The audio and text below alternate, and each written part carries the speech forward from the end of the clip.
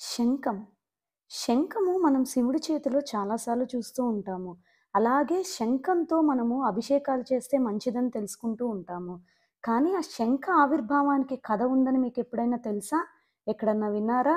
ఇలాంటి ఛానల్‌ని ఎంకరేజ్ చేయాలి అంటే మీరు సబ్స్క్రైబ్ చేయాల్సిందే. ఇప్పుడు వీడియోలోకెళ్ళిపోదాము.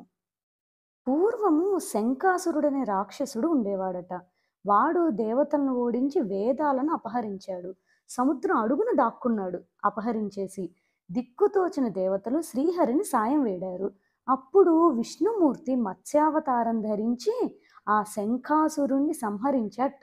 అప్పుడు ఆ దేవదేవుడు శంఖం ఆకారంలో ఉన్న ఆ రాక్షసుడిని చెవిని, శిరస్సును ఊదాడంట. దాని నుంచి ఓంకారం వెలువడింది. ఆ ఓంకారనాదం నుంచి వేదాలు వచ్చాయట. అలాగా వేదాల్లో ఉన్న జ్ఞానం మొత్తం ఓంకారానికి విస్తృత రూపమే. అలా శంఖాసురుడి నుండే శంఖం అనే పేరు వచ్చింది. సబ్స్క్రైబ్ చేస్తారు కదా!